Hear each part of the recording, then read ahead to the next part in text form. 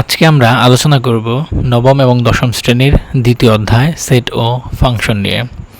তো আলোচনার শুরুতেই আমরা আলোচনা করব সেট নিয়ে। সেট কাকে বলে? উত্তরটা হচ্ছে বাস্তব এবং চিন্তা জগতের সুসংজ্ঞায়িত বস্তুর সমাবেশ বা সংগ্রহকে সেট বলা হয়। তাহলে বাস্তব জীবন এবং চিন্তা জগতের সুসংজ্ঞায়িত বস্তুর সমাবেশকে সেট বলে। সেট কত প্রকার? মানে সেটের প্রকারভেদ। সেট দুই প্রকার। এক, সেট তালিকা পদ্ধতি। দুই, সেট গঠন পদ্ধতি। তালিকা পদ্ধতি কাকে বলে? যেখানে সেটের প্রতিটি উপাদানকে ভিন্ন ভিন্নভাবে উপস্থাপন করা হয়, যেমন -9, -6, -3, 3, 6 এবং 9 এভাবে সরাসরি উল্লেখ থাকবে, তাকে সেট তালিকা পদ্ধতি বলে। এরপরে আরেক প্রকার সেট হচ্ছে সেট গঠন পদ্ধতি, যেটা সেটকে ঠিক এইভাবে উপস্থাপন করা হয়। যেমন এখানে আছে a = x summation n, x বিজোড় সংখ্যা, 1 > x x 13, মানে এমন বিজোড় সংখ্যা যেটা 13 থেকে ছোট। তো আমরা সেট দুই প্রকার, এক হচ্ছে তালিকা পদ্ধতি, দুই হচ্ছে সেট গঠন পদ্ধতি। এখন আমরা শিখব সসীম সেট। সসীম সেট বলতে যে সেটের উপাদান গণনা করে শেষ করা যায় তাকে সসীম সেট বলে। সেটা হইতে পারে XYZ, হইতে পারে 1 2 3 4 5 6 এরকম কিছু। মানে মোট কথা যে সেটের উপাদানগুলা নির্দিষ্ট থাকে, মানে গণনা করে শেষ করা যায়, তাকে সসীম সেট বলে। আর হচ্ছে অসীম সেট, যে সেটের উপাদানগুলো গণনা করে শেষ করা যায় না। সেটা হতে পারে যেমন ABCD ... এখানে Z পর্যন্ত হইতে পারে, বা যে কোনো 1 2 3 ... 1000 পর্যন্ত, 10,000 পর্যন্ত, যে কোনো, মানে যেটাকে গণনা করে শেষ করা যায় না তাকে হচ্ছে অসীম সেট বলে। তাহলে এটা ক্লিয়ার যে কোনটা সসীম সেট এবং কোনটা অসীম সেট, বা সসীম সেট কাকে বলে এবং অসীম সেট কাকে বলে এখন পাওয়া যাবে। এখন হচ্ছে পূর্ণ সংখ্যা। একটা জিনিস মনে রাখতে হবে, পূর্ণ সংখ্যা হচ্ছে শূন্য সহ সকল ধনাত্মক এবং ঋণাত্মক। শূন্য সহ সকল ধনাত্মক এবং ঋণাত্মক সংখ্যাকে পূর্ণ সংখ্যা বলা হয়। তাহলে সেটা কি হইতে পারে? সেটা হইতে পারে 0 1 2 3, এটা হইতে পারে -1 -2 অ্যান্ড -3, হতে পারে -4 -5 ... অনেক কিছু হইতে পারে। তার মানে এখানে পজিটিভ এবং নেগেটিভ এবং 0 সবগুলা উপাদানকে বলা হয় পূর্ণ সংখ্যা। মানে শূন্য সহ সকল ধনাত্মক এবং ঋণাত্মক সংখ্যাকে বলা হয় পূর্ণ সংখ্যা। এখন আমরা আলোচনা করব ধনাত্মক সংখ্যা কাকে বলে। যে সংখ্যাগুলো প্লাস, যেমন +1 +2 +3 4 5 6 ... এভাবে, এগুলোকে বলা হয় ধনাত্মক সংখ্যা। আর ঋণাত্মক সংখ্যা হচ্ছে যে সংখ্যার মানগুলো ঋণাত্মক থাকে, যেমন -1 -2 -3 -4 -5, এগুলা ... এরকম যতগুলা মাইনাসে থাকবে সমস্ত কিছুই ঋণাত্মক সংখ্যা। এরপরে আসছে সেটা হচ্ছে যে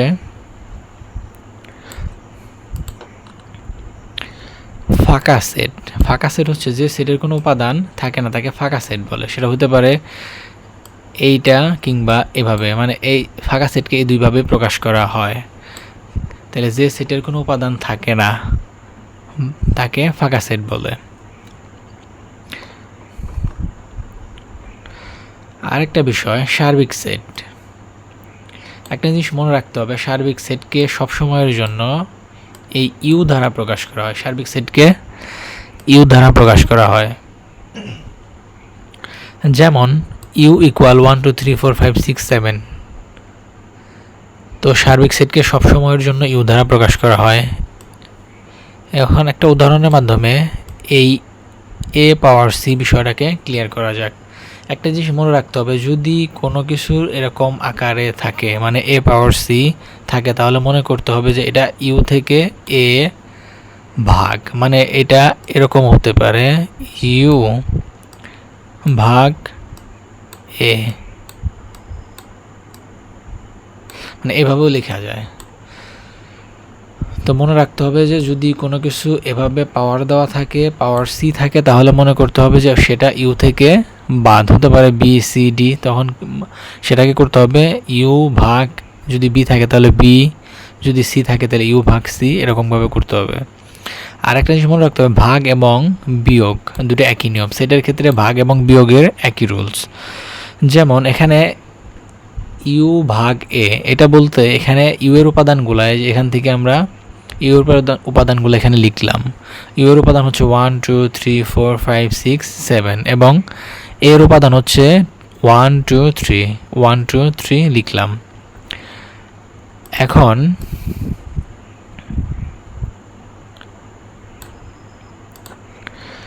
একটা জিনিস মনে রাখতে হবে, ভাগ মানে বাদ, ভাগের ডান পাশে যা থাকবো সেটা সম্পূর্ণ বাদ, এবং এই ভাগের ডান পাশে যা ছিল এরকম যদি ডান পাশে কোনোটা মিলে যায় তাহলে সেইটা সহবাদ।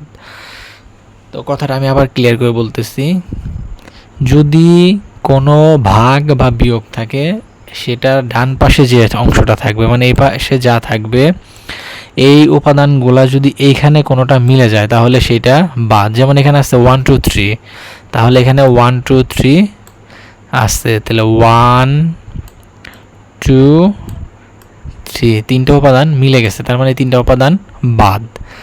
ডান পাশে যা থাকবে তা এমনিতেই বাদ, আর যেটা মিল থাকবে সেটাও বাদ। তাহলে মিলগুলা বাদ দিলে থাকে এখানে 4 5 6 7, তাহলে 4 5 6 7। আবার আরেকটা বিষয় হচ্ছে, অনেক সময় এখানে উপরে নট থাকে, যেমন এখানে ইউ নট, ইউ নট মানে হচ্ছে ইউ থেকে মানে এ বাদ, মানে এখানে যদি থাকতো এ নট, সরি এখানে ইউ নট হবে না, এখানে এ নট হবে। যদি এ নট থাকে তাহলে আমাদের সেটা ধরে নিতে হবে যে এটা ইউ থেকে বাদ, ইউ মাইনাস এ। তাহলে ইউ এর উপাদানগুলা লিখলাম, মাঝখানে মাইনাস মাইনাস চিহ্ন দিলাম, এর উপাদানগুলা লিখলাম। ভাগ এবং বিয়োগের একই নিয়ম, যদি ভাগের বা বিয়োগের ডান পাশে যা থাকবে, বিয়োগের বেলায় বা ভাগের বেলায় একই রুলস, ডান পাশে যা থাকবে তা পুরাটাই বাদ, এবং যদি সেই অংশটুকু বাম পাশের কোনো উপাদানের সাথে মিলে যায় তাহলে সেটাও বাদ। তার মানে এখানে 1 2 3 1 2 3 উপাদানগুলো মিলে গেছে এই তিনটা, তার মানে এই তিনটাকে আমরা বাদ দিয়ে লিখব। তাহলে বিয়োগ এবং ভাগের একই রুলস, তাহলে তিনটা বাদ গেল থাকি 4 5 6 7, তাহলে 4 5 6 7। আশা করি সার্বিক সেট ক্লিয়ার। এরপর হচ্ছে ইউনিয়ন। ইউনিয়নকে ইউ দ্বারা প্রকাশ করা হয়, ইউ এর মতো দেখতে অনেকটা, কিন্তু এটাকে আমরা অনেক সময় এটাকে কাপ বলে থাকি, সহজ ভাষায় কাপ বলে থাকি। আবার আরেকটা উপাদান আছে সেটা হচ্ছে ক্যাপ, মানে এরকম থাকে, এটাকে আমরা সহজে মনে রাখার জন্য ক্যাপ বলে থাকি, CAP, ক্যাপ বলে থাকি। একটা জিনিস মনে রাখতে হবে, যদি এরকম থাকে মানে ইউ এর মতো থাকে তাহলে এটা মনে করতে হবে সবগুলা, এটা মানে সবগুলা, ইউ মানে সবগুলো উপাদান নিতে হবে, আর এন মানে হচ্ছে কমন গুলা,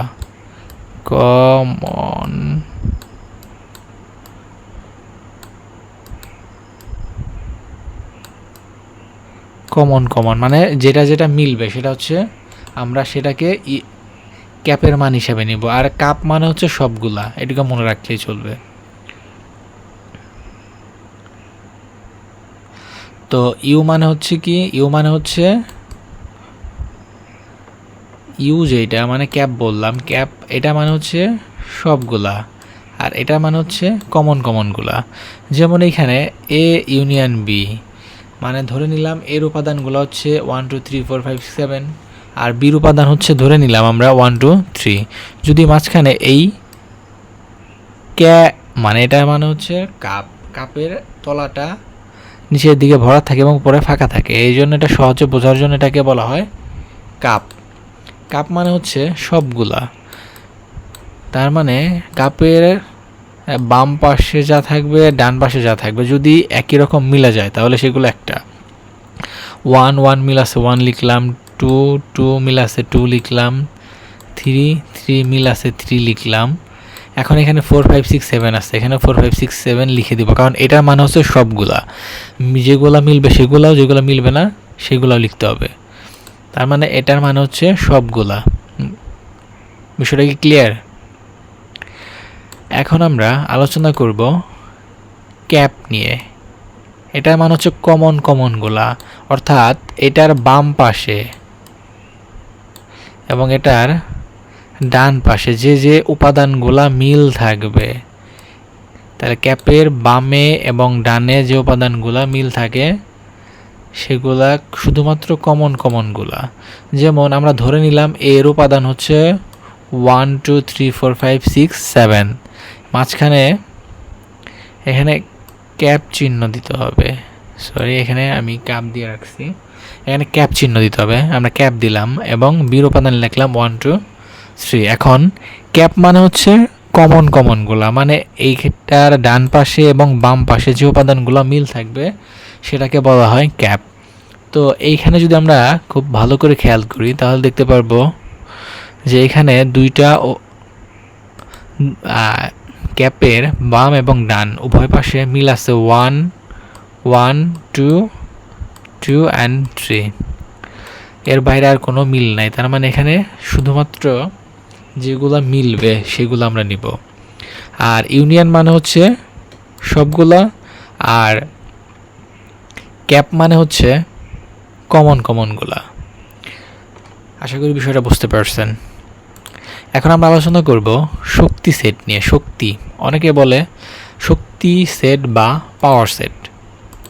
শক্তি সেট বা পাওয়ার সেট সেটা হচ্ছে একটা সেটকে কতগুলো সেটে মানে বানানো যায়। যেমন এখানে যদি আমি ধরি যে এ সেট, এ সমান সমান ধরে নিলাম যে এখানে এম এবং এন দুটো উপাদান আছে ধরে নিলাম আমরা। এখন এটা পাওয়ার সেট বের করবো। এটা পাওয়ার সেট বের করার একটা সহজ নিয়ম আছে 2 পাওয়ার n। এটা সহজে বের করার সূত্র হচ্ছে 2 পাওয়ার n। 2 পাওয়ার n সূত্র প্রয়োগ করে আমরা শক্তি সেট বের করতে পারি। এখানে আমরা খেয়াল করি যদি এর উপাদান হয় দুইটা, m এবং n, তার মানে এটার পাওয়ার সেট কয়টা? 2 পাওয়ার 2। এখন 2 এর যদি পাওয়ার করি তাহলে কত হবে? 4। তার মানে এর উপাদান সংখ্যা হবে কয়টা? 4টা। তো আমরা যদি এখন m এবং n এর পাওয়ার সেট করি তাহলে প্রথমে যে দুইটা থাকবে দুইটাই বসবে। তাহলে প্রথমে যা পাওয়ার ছিল তাই বসলো m এবং n। এরপর হচ্ছে একটা করে m এবং n এবং একটা ফাঁকা সেট দিতে হয়, এটা হচ্ছে এটার নিয়ম। তাহলে আমরা পাওয়ার সেট কীভাবে বের করব? পাওয়ার সেট হচ্ছে 2 পাওয়ার n, এই সূত্র প্রয়োগ করার মাধ্যমে আমরা পাওয়ার সেট বের করতে পারি। যদি উপাদান সংখ্যা দুইটা হয় তাহলে 2 পাওয়ার 2, যদি উপাদান সংখ্যা 3টা হয়, ধরে নিলাম যে এখানে উপাদান আছে 3টা, তাহলে 3টা 2 এর পাওয়ার 3। এখন 2 এর পাওয়ার 3 করলে কত হয়? 2 এর কিউব 8, তার মানে এর উপাদান সংখ্যা কয়টা হবে? 8টা। এভাবে যদি 4টা হয় তাহলে 2 এর পাওয়ার 4 করলে কত হয়? 8 2 16। যদি এখানে পাওয়ার 4 করা হয়, পাওয়ার 4 করলে এখানে উপাদান হবে কয়টা? 16টা। তো আমরা খুব সহজেই 2 পাওয়ার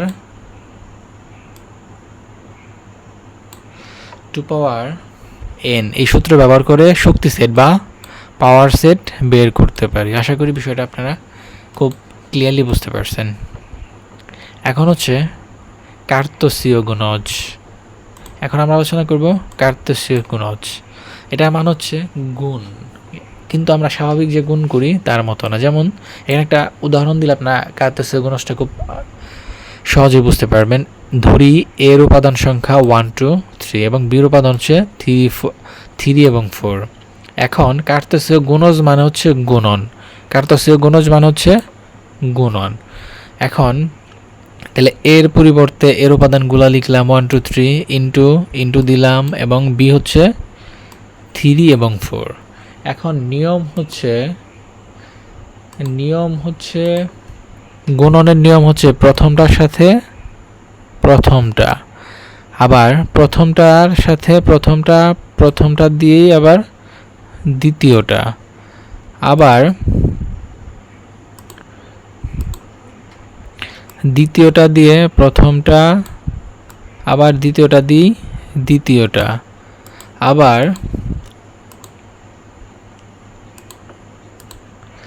তৃতীয়টা দিয়েই প্রথমটাকে, তৃতীয়টা দিয়েই দ্বিতীয়টাকে, মানে এভাবে যতগুলা থাকবে সংখ্যা মানে পর্যায়ক্রমে এভাবে গুণ করতে হবে। এটাকে বলা হয় কার্তেসীয় গুণজ, বা স্বাভাবিক গুণনও যদি বের করতে বলে তাহলে এভাবে গুণ করতে হবে। যে এখন আমি যদি প্রথমটার সাথে প্রথমটা গুণ করি, যেমন এখানে প্রথমটার সাথে প্রথমটা, তাহলে 1 এর সাথে 3, তাহলে প্রথম উপাদান হবে 1 and 3। এরপর হচ্ছে 1 এর সাথে 4, তাহলে 1 4। এরপর হচ্ছে 1 এর তো কাজ শেষ। এখন আমরা 2 নিয়ে আলোচনা করব। এখন 2 দিয়ে প্রথমটাকে, তাহলে 2 3। এরপর আলোচনা করব 2 4। এখন বাদ রইল হচ্ছে 3 4। আশা করি 3 4, আশা করি আপনারা কার্তেসীয় গুণজ এটা বুঝতে পারছেন।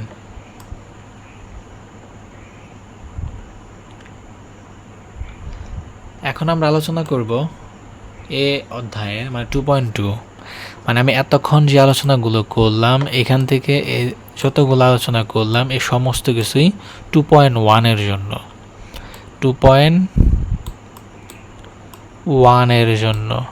এখন আমরা আলোচনা করব ডোমেন এবং রেঞ্জ 2.2।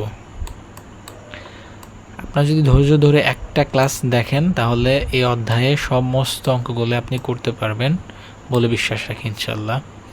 এখন দেখেন ডোমেন রেঞ্জ আবার কীভাবে বের করতে হয়। দেখেন একটা উদাহরণ দেওয়া আছে। এই একটা অঙ্ক যদি আপনি খুব ভালো মতো বুঝতে পারেন তাহলে আশা করি ডোমেন রেঞ্জে আপনার আর কোনো সমস্যা থাকবে না। দেখেন একটা উদাহরণ দেওয়া আছে, দেওয়া আছে a সমান 0 1 2 3, r equal x comma y x summation এ। এটার মানে হচ্ছে এক্সের উপাদান যা এর উপাদানও তাই, বা এর উপাদান যা এক্সের উপাদান তাই। যেহেতু এখানে এর উপাদান নাই, তাহলে আছে কি এক্সের উপাদান। আমরা একটু নিচে গেলে এই বিষয়টা বুঝতে পারবো। তো আপাতত মনে রাখেন যে এক্সের যা উপাদান এটার মান হচ্ছে এর যা উপাদান এক্সের একই উপাদান, এবং ওয়াই সামিশন এ, ওয়াইয়ের মানও এর মান। কখন? একটা শর্ত দেওয়া আছে। কি শর্ত? ওয়াইয়ের মান ওইটাই হবে যেটা কি এক্সের সাথে 1 যোগ করলে যা পাওয়া যাবে সেটা হচ্ছে ওয়াইয়ের মান হলে। এখন এখানে যেহেতু আর উল্লেখ আছে, তার মানে এখানে আমাদেরকে আর এর মানই বের করতে হবে। হলে আর কে তালিকা পদ্ধতিতে প্রকাশ করো, ডোমেন আর এবং রেঞ্জ আর নির্ণয় করতে হবে।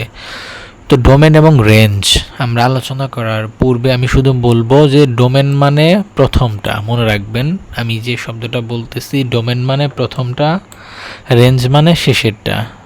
ডোমেন মানে প্রথমটা, রেঞ্জ মানে তার পরেরটা, মানে শেষেরটা। এটুকু আপাতত মনে রাখেন, বাকিটুকু আমি নিচে আলোচনায় ক্লিয়ার করে বলতেছি। এখন দেখেন যে জিনিসটা দেওয়া আছে, আর equal x summation x comma y x summation a, y summation a, y equal x plus y. এখন আর এর বর্ণিত শর্ত অনুসারে পাই ওয়াই সমান সমান এক্স প্লাস 1। তার মানে ওয়াইয়ের মান যা আমরা নিব সেটা এক্সের সাথে 1 যোগ করে যে উপাদানটা পাবো সেটা। শর্তটা হচ্ছে এইটা, আমাদের মাথায় রাখতে হবে যে এর মান যা এক্সের মানও তাই, কারণ এখানে এক্স সামিশন এ তারা বলছে। এই এক্স সামিশন এর মানে হচ্ছে এর মান যা এক্সের মানও তাই। তার মানে আমরা যখন এখানে প্রত্যেক এক্স সামেশন এ এবং ওয়াই সমান সমান এক্স প্লাস 1 এর মান নির্ণয় করি, তাহলে আমরা তাহলে এতক্ষণ বুঝতে পারলাম যে এক্স এর মানও যা এর মানও তাই। তার মানে আমরা এর যে মানগুলো আছে এটাকে আমরা এক্স এর মান হিসাবে ধরে নিতে পারি। তাহলে এখানে এই মানটা লিখব 0 1 3। তাহলে এক্স এর মান হচ্ছে 0 1 2 3 লিখলাম। এখন আমাদেরকে যেটা করতে হবে শর্ত অনুসারে, শর্তটা কি, ওয়াই ইকুয়াল, শর্তটা হচ্ছে ওয়াই ইকুয়াল এক্স প্লাস 1। তার মানে এক্স এর মান প্রথমটা কত দেওয়া 0। আমরা যদি ধরি 0 প্লাস 1, তাহলে 0 আর 1 যোগ করলে কত হয় 1। তাহলে আমরা ওয়াই এর মান কত লিখতে পারি 1। এরপরে বলছে ওয়াই এর মান 1, ওয়াই এর মান কত, প্রথমটা তো 0 ধরলাম, 0 ধরলে কত হয় ওয়াই এর মান 1। এখন এক্স এর মান যদি আমি 1 ধরি তাহলে এখানে 1 প্লাস 1 ইকুয়াল কত হবে 1 প্লাস 1 ইকুয়াল হচ্ছে 2। তার মানে এখানে যদি এক্স এর মান 1 হয় তাহলে ওয়াই এর মান হবে 2। এরপরে হচ্ছে যদি আমি ওয়াই এর মান 2 ধরি, এই 2 ধরি, তাহলে ওয়াই এর মান যদি আমি এখানে 2 ধরি তাহলে হবে 2 প্লাস 1 ইকুয়াল হবে কত 3। তাহলে এখানে 2 ধরলে মান হবে কত 3। আবার এখানে শেষে মান আছে 3। যদি আমি এখানে এক্স এর মান 3 ধরি, এই যে এই 3 ধরি, তাহলে কত হয়, তাহলে 3 প্লাস 1 ইকুয়াল হবে কত 4। তাহলে যদি আমি এক্স এর মান 3 ধরি তাহলে ওয়াই এর মান হবে 4।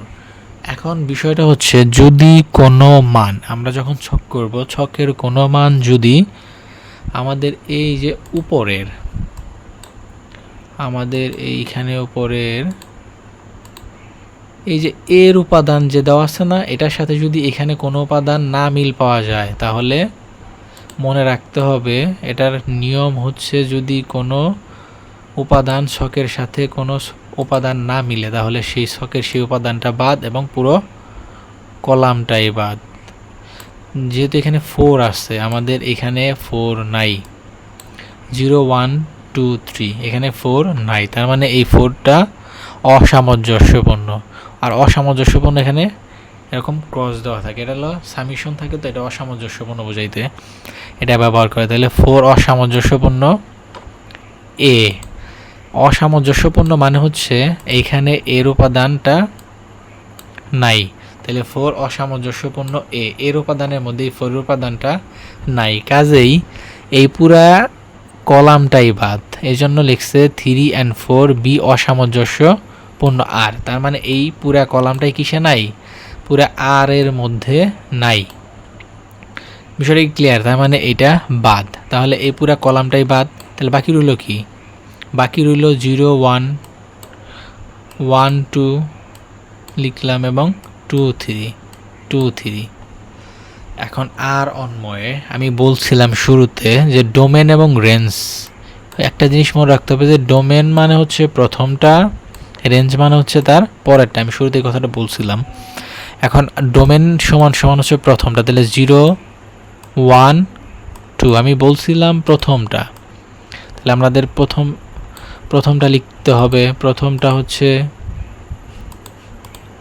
প্রথম কত 0, এটার প্রথম হচ্ছে 1, এটার প্রথম হচ্ছে 2, তার মানে ডোমেন আর হবে প্রথমগুলা, তাহলে 0 1 2। এবং রেঞ্জ হচ্ছে পরেরগুলা, রেঞ্জ হচ্ছে পরেরগুলা, যেমন এখানে আছে 1 2 3, তাহলে রেঞ্জ হচ্ছে পরেরগুলা 1 2 3। আশা করি ডোমেন এবং রেঞ্জ আপনাদের খুব সহজে বুঝতে পেরেছেন।